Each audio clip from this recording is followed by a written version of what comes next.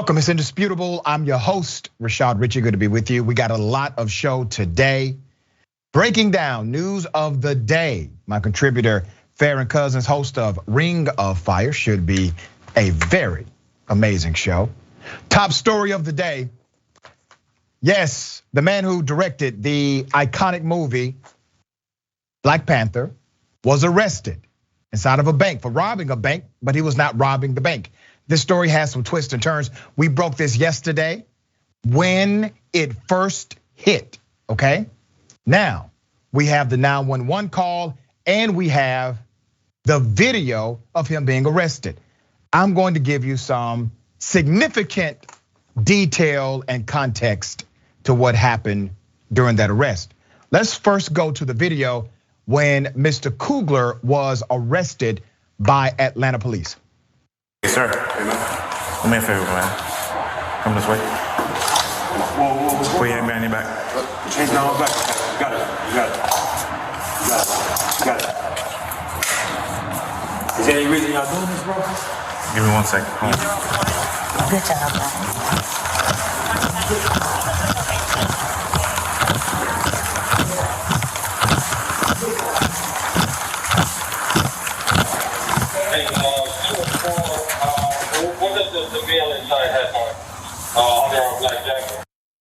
Mr. Coogler was arrested along with those with him. Let's put up a picture of Mr. Ryan Coogler, who is one of the most talented film directors and writers on the planet Earth. Net worth well into the multi-millions. He was at a bank in Atlanta to withdraw from the Bank of America $12,000. He filled out the information properly. He had his ID and he submitted a line. It was a simple quote. He wanted the transaction to be discreet.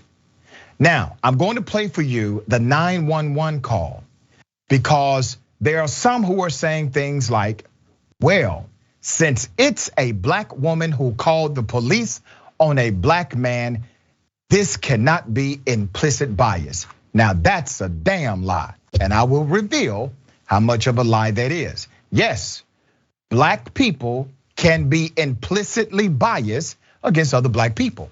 There's tons of research, I'm gonna highlight some of that today. But it's adopted from what's called the model narrative, where all is centered around white power or white power structures.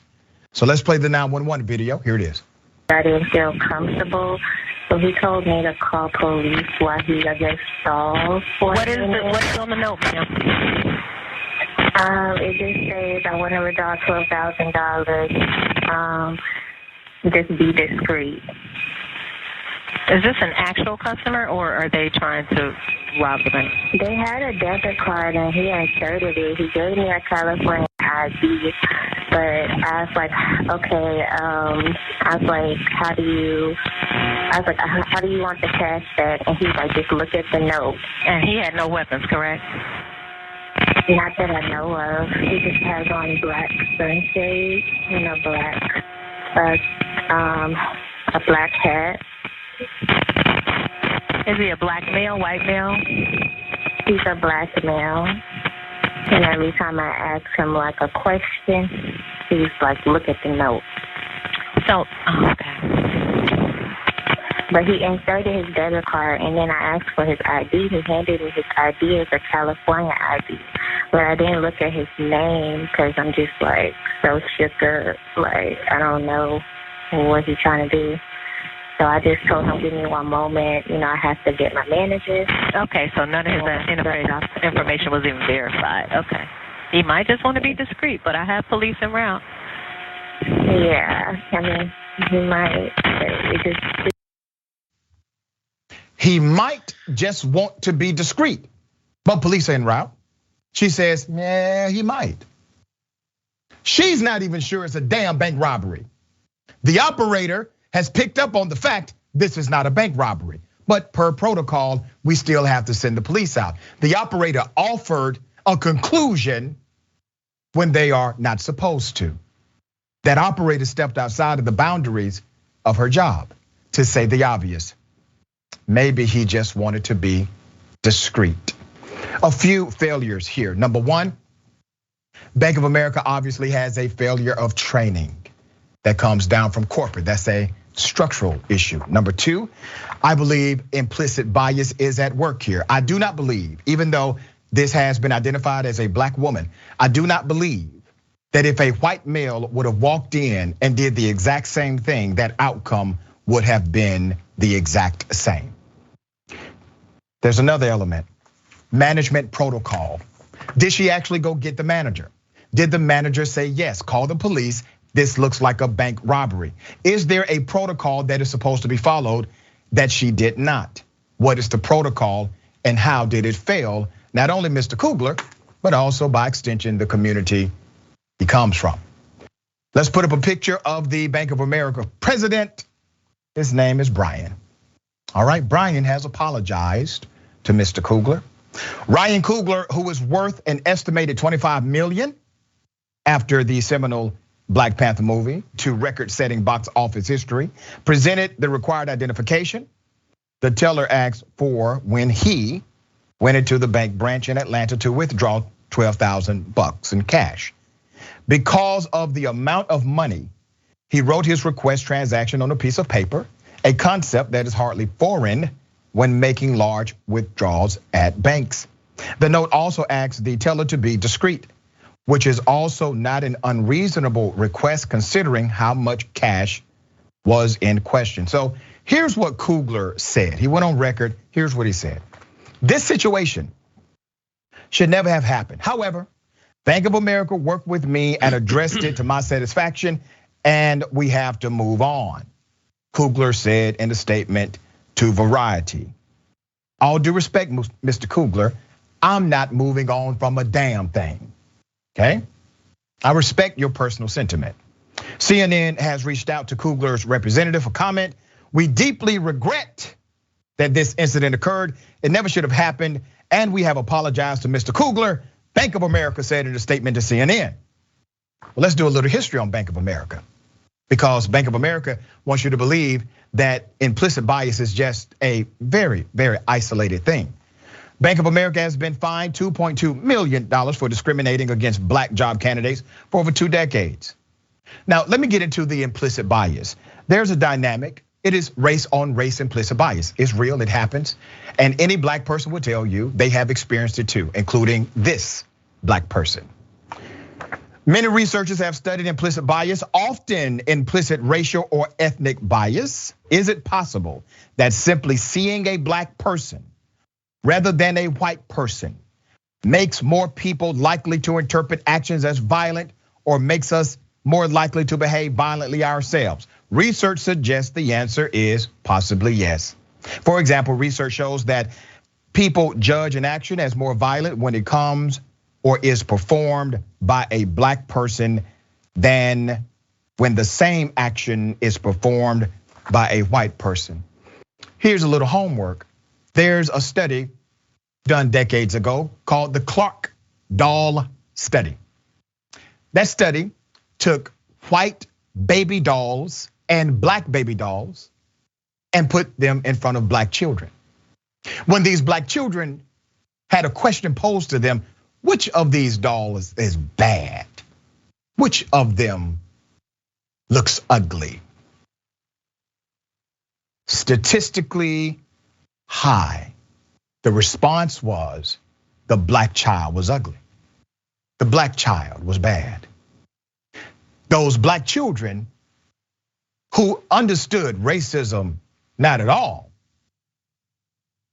were implicitly biased against those that looked like them. Where did they learn it from? What's the question? The parents said, we have never taught our children to hate black people.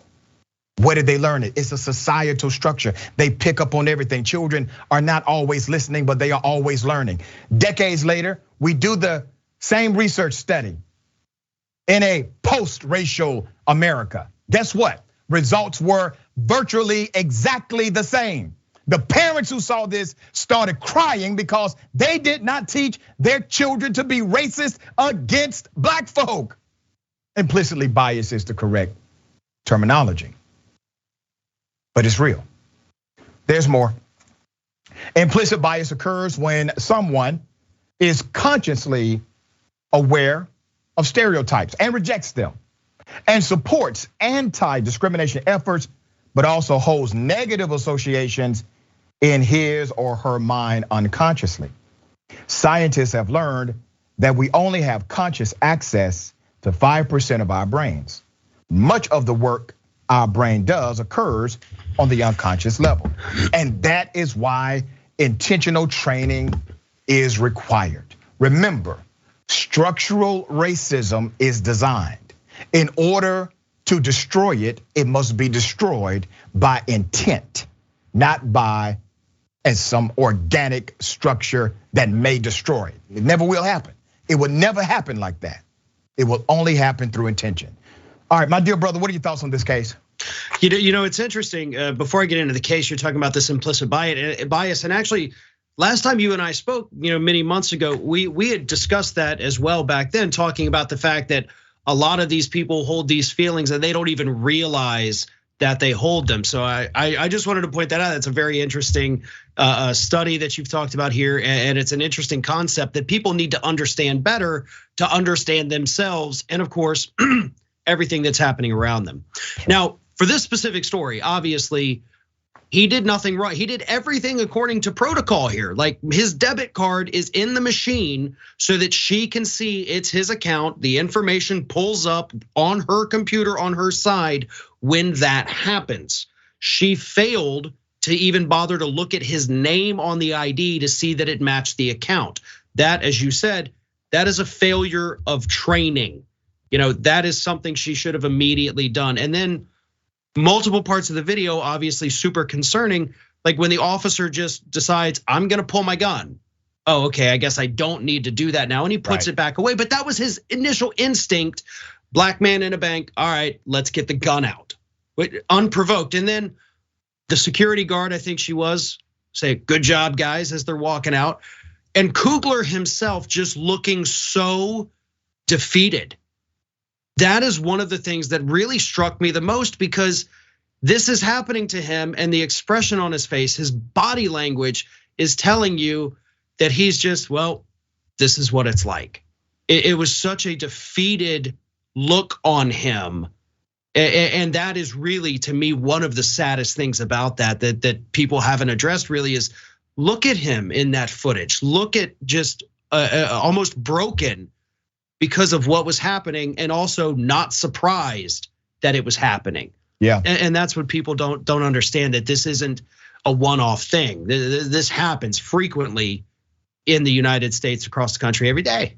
Yep, and he didn't want this to come out because this happened weeks ago. We just got the video footage this week because somebody tipped off the right person in local news and they requested that tape specifically. And so we got the information.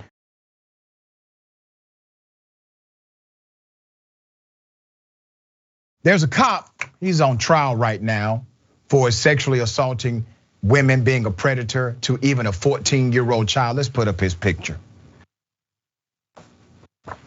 Jury deliberations are resuming in the trial of former East Point, Georgia police officer who has been accused of using his power to sexually assault 3 women and 2 teenage girls over a 7-year period. His name is Richard Godin. Richard Godin is 41, faces nearly 20 charges, including child molestation, aggravated assault, aggravated sexual battery, sexual assault by a law enforcement officer, and violating his oath of office. He's accused of molesting 2 girls younger than 16 and inappropriately touching 3 other women during the arrest. Now, put up his picture again.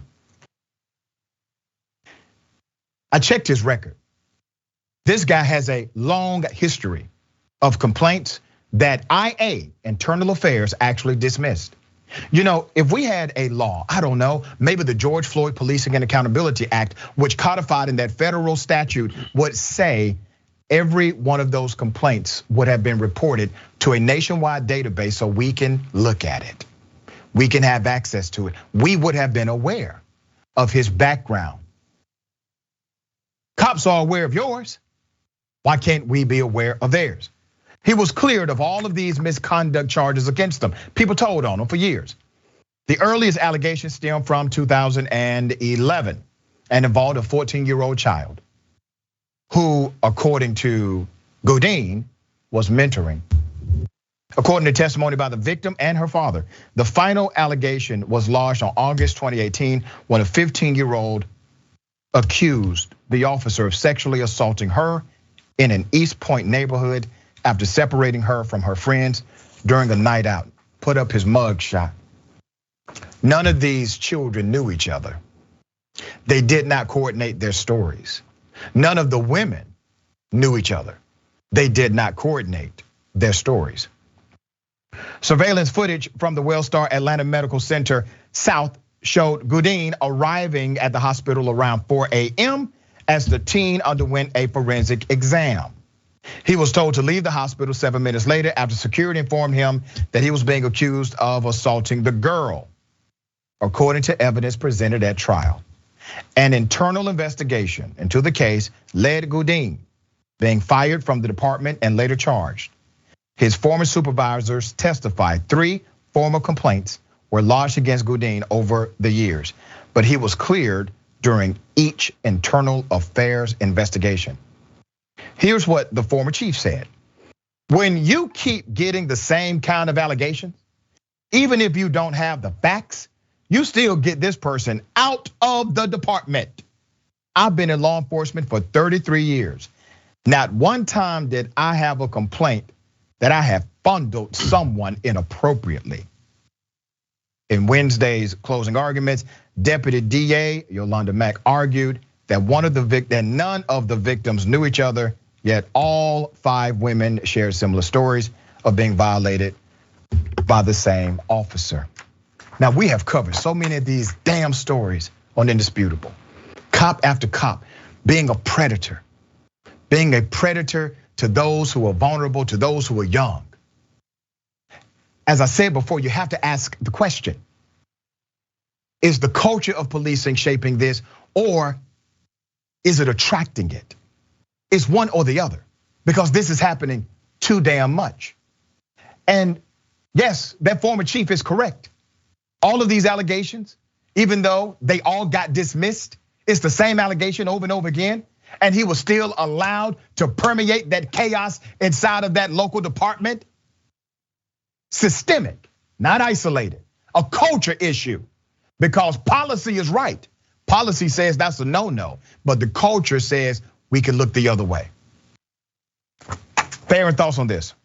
I think a lot of it does have to do with this is the kind of position, the kind of job that attracts these kinds of individuals. And of course, once you end up with a department filled with people like this, it does change the culture. So, kind of a chicken and egg kind of thing. But I think it's because it attracts these people who want the power to be able to exert that power, that authority to whatever devious means they have in mind. 7 years these kinds of things were going on, and every time the cops themselves, internal affairs looks at it and say, no, we're good. And the original one where you had these 2 young girls who said, yes, he did this to us. They came back and they said, well, your stories aren't exactly, the same. There's a couple discrepancies here, so we're gonna just let it go. And that goes back to the big thing. Cops can't investigate cops. They can't. We have seen it far too many times. They will let their own off the hook more often than not. It's their friends, it's their buddies. These are the guys we hang out with on the weekend. We go to barbecues. We were just out on the boat last Saturday. You're not gonna put your good buddy behind bars with all these other people we've arrested. And that's the problem. They have their own biases with one another. We're gonna protect our own. It's the brotherhood of being a cop. And you have to get outside of that if you want to have real accountability for these individuals. And so far, we don't have that. And as long as we don't have it, we continue to see more and more of these stories emerge. You make great points. And I will say this, the only department in any city or county government that's allowed to investigate themselves for criminal activity is the police. Watershed management, they can't do it. The city fire department, they can't do it. City sanitation, they can't investigate themselves. The police are the only agency allowed to investigate themselves when there is criminal misconduct alleged. It's insanity.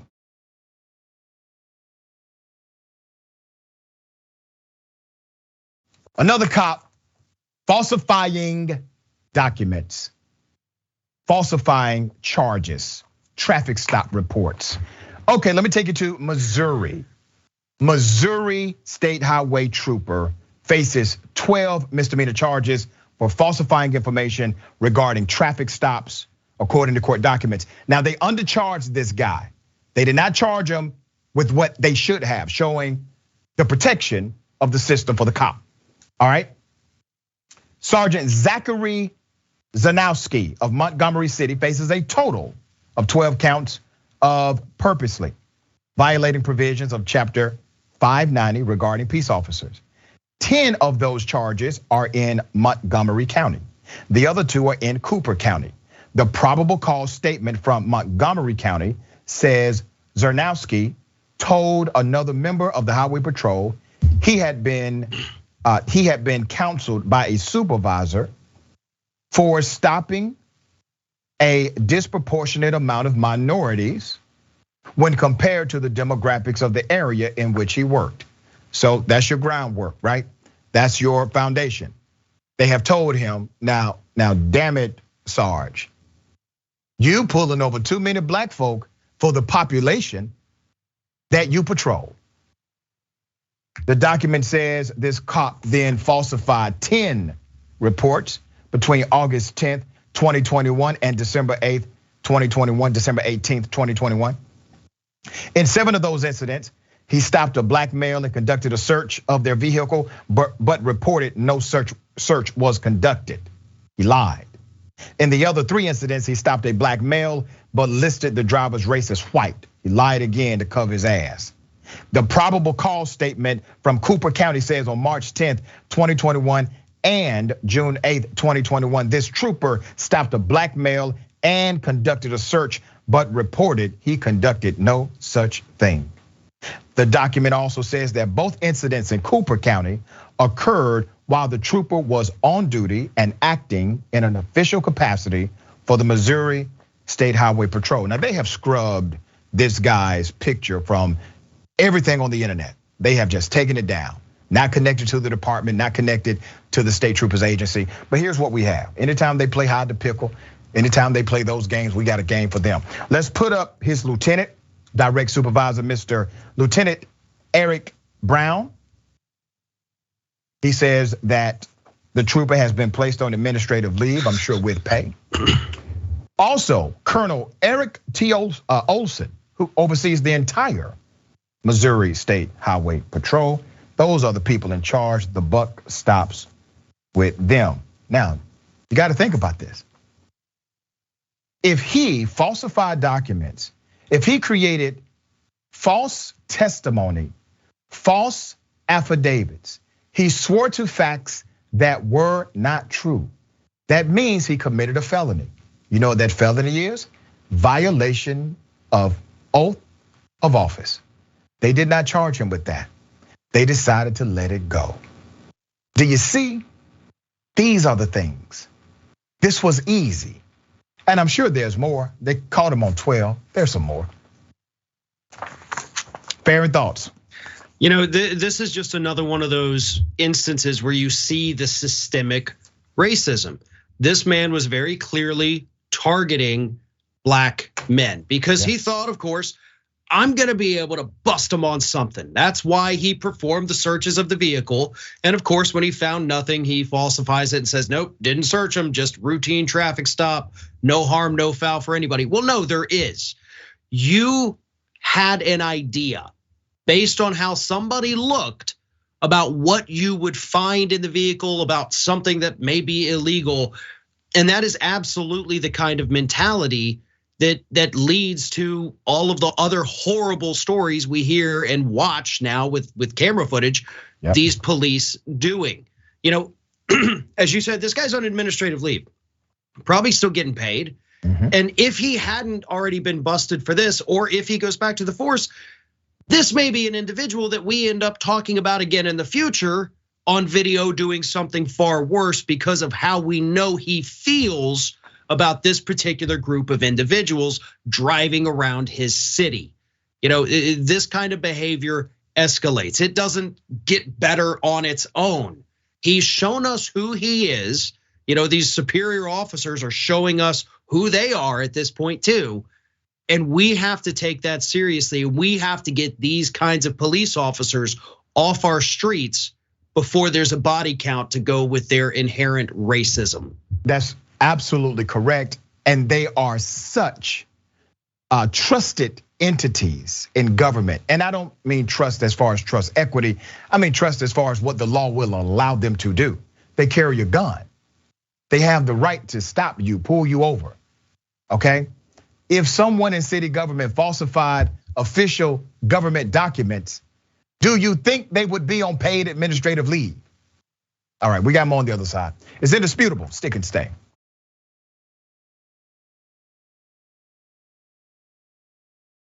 Do not forget every day, every weekday, the watch list, the big homie, J.R. Jackson. Stories you need to know, it's a whole lot of ground, covers a lot of ground. Politics, news, culture, current events, sports, and more. That's live weekdays, all right? So go to tyt.com/watchlist follow, subscribe, and support. Make that happen. Okay, Shop TYT released 2 really amazing designs to support Ukraine. We are donating 100% of the profits for these pieces to Ukraine, all right? Ladies and gentlemen, I wish a Karen would.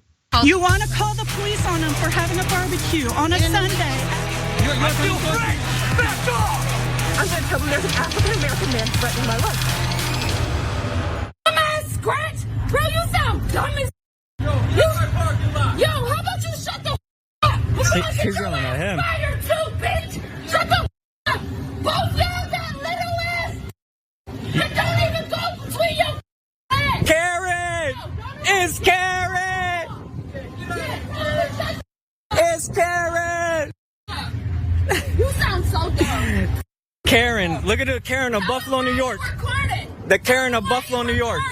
Tell them why you recorded. Because I tried to apologize. I tried to smile. I didn't even get to hear an apology. I stepped out to look at the car and you started yelling. I stepped out the car and you started yelling. Ask your bitch. I stepped out the car. I didn't even get to say anything. You got out the car and said, do y'all speak English? Because you're not answering me. But why would you ask that? But why would you ask that? You're asking that because she's tan-skinned, right? No. See, now y'all throwing it out of context. Right. I asked y'all because you kept ignoring me. What I'm sitting here saying is I'm sorry, and I didn't mean to. Now you want to ignore me. Now you want to ignore me. She said that because she actively spoke. She was like, actively spoke English. Nobody give a about you. Dude, get your booty out of Nobody give a about you. Bro, you so lucky. I know. It's Thursday. This is Throwback Thursday, Karen. Where I highlight those Karens that are among my favorites. This is one of them. I got more video, by the way. So this Karen says, I tried to apologize. I tried to smile. I asked, do you speak English? No, I'm not racist. You're taking things out of context. There's more, here it is. The problem is you're yelling. If you calm down, we could talk. We could talk the talk. I can yell all I want, and ain't nobody gonna tell me what I can't do. I'm not trying to. If you calm down. And some like you finna bump. Just hop in your car, dude. You got your food. Go. You're so mad about. They already called the cops on you for trespassing too. Oh, now we got three guys. So basically, my wife, she's tan. You missed. Are you okay? I tried asking her. I'm trying to talk to her. Are you okay? If you calm down, we could talk. I'm asking if you're okay. No, I'm not okay. What's up? Remember, the Karen is the one at fault here, okay? And she's upset because, according to her, they're on some ha-ha-hee-hee. There's more. Talking to who? He's concerned. He's concerned about you. No. Hey, right here. Bro. Oh, exactly. I hit it right there, bro. I hit it right there. I hit your car. I'm holding your door so you don't hit it. You sound dumb. You sound dumb. Parking lot too. Now, this pulling out his phone. You gotta take it down a notch. Yeah, that's what I've been asking her to do. And this all yelling at me for what? I'm gonna tone it down. And then there's a car Get my car. that right there pulled up. You ain't gonna get no money out of me. I didn't. You don't have. I don't care. I don't care about that. You scared because I'm So yelling? basically, Bro, you don't scare me. You don't my scare wife's me. in the car. And you ain't gonna shut me the up. and talking about, do you guys even speak English? And has been yelling ever since because my wife is 10. I go to apologize to his girlfriend. And, Everybody listening to me. Everybody listening to me. Yeah, it's been like this ever since. I'm just gonna run it. Are you good with your car? The car is fine. It's just she's been yelling the whole time. Fascinating. You mean to tell me police officers can simply ignore rowdy, aggressive, and violent people when they choose to? You mean to tell me it's not required that they arrest an aggressive, violent, screaming person who refuses to listen to their lawful commands? That is not an automatic arrest? Farron, thoughts? You know, I think you just kind of nailed it on the head. I mean, this woman is having whatever kind of episode, you want to describe that as, was she on something? Is there, something wrong with her? I mean, this isn't normal behavior, especially when the man whose car her door hit, he's like, yeah, there's not even a scratch. Like, he's not doing anything. He's not trying to say, I'm gonna sue you, I'm gonna prosecute, like nothing. He's like, cool, can we be done with this exchange because there's no damage, no harm, no foul. And she just instantly goes to this level. And that is, indicative of, something you would see in somebody that is on something or somebody that has some kind of issue that does need to be addressed. And sure, the cops just totally like, hey, just calm down a little bit. Just take it down a notch. Hey, that'd be great. Like it's some kind of camp counselor working with unruly kids instead of, had it been probably any other shade of human being yelling that, there would have been all kinds of hell breaking loose from the officer. You would have had, I got to get back up in here. We got to have these people restrain them, get on top of them on the ground, tase them maybe. But no, this woman gets to have her fit over literally nothing and just, I guess, walk about, have the rest of her day free to calm down. Yeah, well, you're right. She was on something. It's called white privilege, and it's a hell of a drug.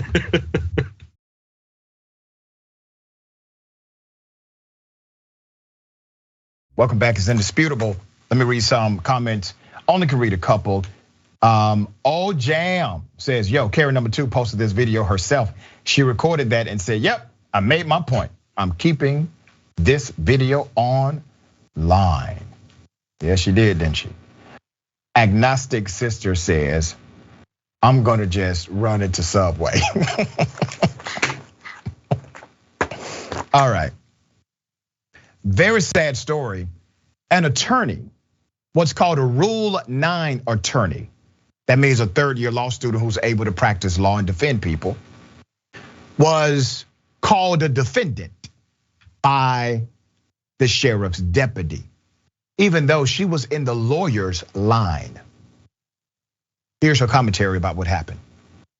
I have been going back and forth to court over the last couple of days because I have pretrial and I'm what's considered a Rule 9 attorney. So I'm essentially an attorney that's conditionally barred in the state of Rhode Island. I have a supervising attorney that I have to appear in court with. I wasn't with my supervising attorney, I was just by myself, but I had all my binders and folders or whatever to, enter an appearance. The sheriff comes out. He typically does that when he's ready to let all the attorneys into the courtroom.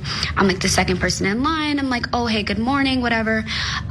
He physically puts his body in between me and the door and is like, please step to the side. And I'm like, okay. Step to the side. He lets everyone else come in. he turns to me and goes, "What's your name?" And I was like, "Oh, my name is Brooklyn Crockton." He was like, "I don't have you here on the docket. Like, are you sure you're in the right courtroom?" And I was like, "What?"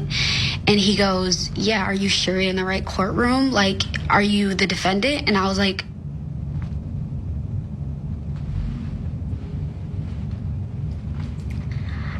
"No, I am the attorney." Actually, I have never been so embarrassed in my entire life. Like, I felt like crying in that moment. And the crazy part about it is you hear stories like this all the time with Black attorneys. But when it happens to you, it is just so visceral that you don't even know what to say. I'm dressed pretty nice. Not to say that defendants don't dress nice, but typically, you can tell who's with who. And he called for all the attorneys, and I'm literally in line. Like, why would you assume that I was a defendant? I think we all know why. I mean, literally, he got her out of the lawyer's line to say she was a defendant. I got some more background to this. Her name is Brooklyn Crockton. Brooklyn is going to be a bright and shining legal scholar. I plan to be a Rule 9 attorney myself in my 3rd year of law school. I'm in my 2nd currently. So let's go down what happened here. This is according to the Boston Globe.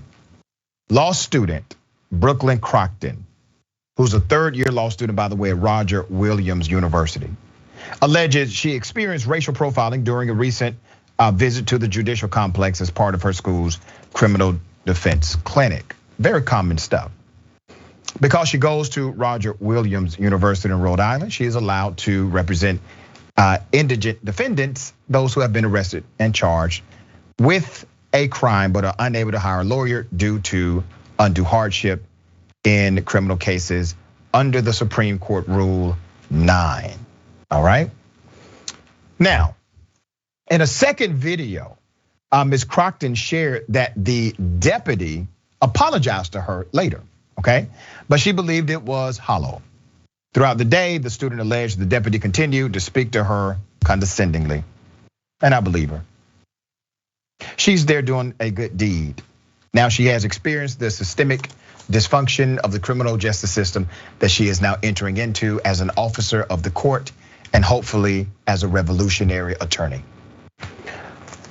We do not have the name of the deputy sheriff who did this, but I do have the name of the chief judge of that judicial complex. Let's put the chief judge up.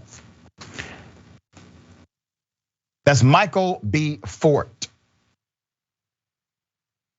We also have the sheriff. His name is David. We don't have a statement from them as of yet. Already the school, however, is taking steps to address race and law as they prepare the next generation of practitioners. During the fall 2021 semester, the university became one of the only law schools in the nation that program classes on race and the law as requirements for the JD. So they're teaching how race and law affect each other. Farron, thoughts on this? You hear stories like this, you watch that video, and of course you go through the comments on the video. So many people telling the same story. Yep. Yes, I've had this happen to me. I've had people think I'm the defendant's mother. I've had the judge look right past me and ask, "Where's the lawyer?" And I think about all those times you hear these right wingers tell us that racism doesn't exist in America. It's all a lie. It's all a fabrication. It's part of the left's attempt to engage in identity politics. But what we see happening all the time is explicitly that. There is no other reason why that a bailiff would have pulled her specifically aside. We all know why. She knows why. And unfortunately, that happens even worse in the courtroom with the actual defendants. That's how ingrained it is, that it's now spilling over into the representation of these people. They get discriminated against. You cannot have any form of true justice in this country when even the lawyers are being discriminated against for the color of their skin. And that is how bad this justice system has become. We're not just taking it out on the defendants, it's now over onto the legal side of it as well. Yeah, and we call it the justice system, but routinely we see it operating as the injustice system. And people say we need to fix it. No, we actually need to break it. The justice system is working as it was designed to work. It is working in a way that's adversarial to people of color, to historically marginalized group, to those who cannot afford the high price attorneys. It works against those groups because it was designed to do so.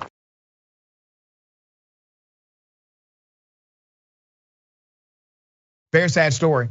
Black man shot 20 times inside of the hospital.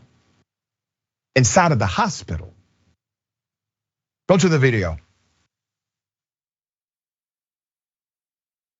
Hand up now! You twist my arm, sir. In your room 9, he's still got a gun. Go. Get your hand up. I got it up. Get your other hand up. Okay. Now. Get it up. Get your hand up. Get your hand up now. Get your hand up now. Now. Get your hand up. I am, sir. I am. Are you okay? Yeah. Yes. Can't really move. I am, sir. I am, sir. I am. Can you just calm down, sir? Hand up now. 9/11, 96. I said I can't get up, sir. I can't get up. Get your hand up. I don't care. Let go of it. Let go of it. I let go of it, sir. It's on the floor. Put your hand up now. Get your hand. Get your other hand up.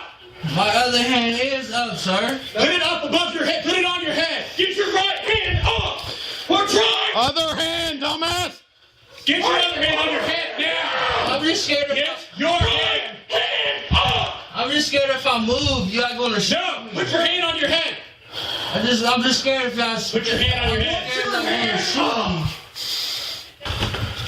I'm putting the gun down. Get your hand. Get your hand. Davey, Let go of the gun and put both of your hands up. Davey, Over your head. Davey, if you take my spot, I'm gonna tase him. Get your hand up now. Hand up. Dana, quit waiting and do it. I got you. Get your hand up. Cover, go. I swear to God, dude. Taser, taser.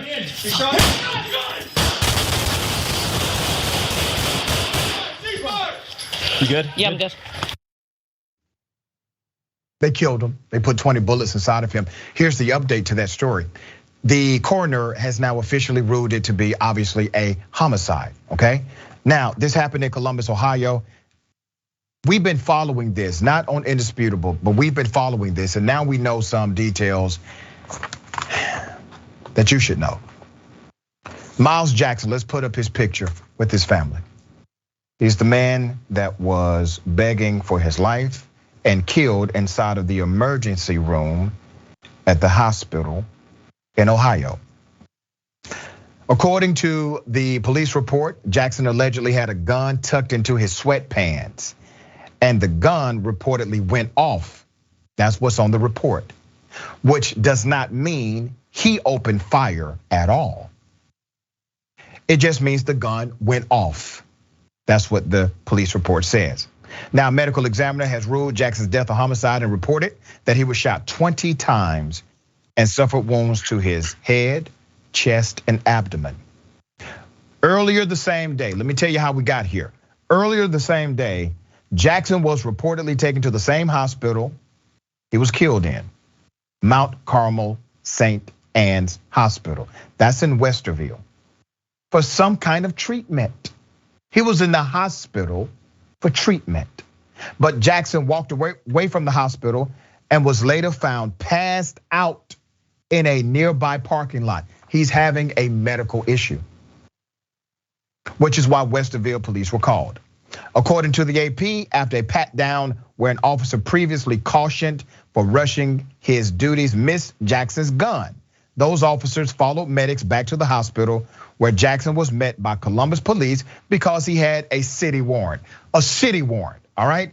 That means it's probably a traffic ticket. It's a city ordinance. He had a city warrant. That officer and the Columbus officers who shot Jackson were all white, okay? Miles Jackson was shot 20 times. It really seems like there had to be another way. Of course, Back the Blue advocates are going to immediately argue the shooting was justified and Jackson asked for it, despite him repeatedly asking for the opposite thing. To others, this is a clear case of police brutality, which is why, according to AP, protests in Columbus followed the shooting. At any rate, the AG's office concluded its investigation of the shooting in August and decided to forward it to the Franklin County prosecutor, who will determine if charges are to be filed against the cops involved. Now, there's a clear double standard here. A very clear double standard. I would just highlight a couple. This week, Indisputable covered an armed man who went to a sheriff's office to arrest the sitting sheriff. That's in Florida. His name is Robert Abel. The sheriff is the only female elected sheriff in the entire state. Not only was he heavily armed in Clay County, he tried to arrest the sheriff. He had his guns on him. He had ammunition, he had knives, he had a change of clothes, he had medication. He even had meals prepared.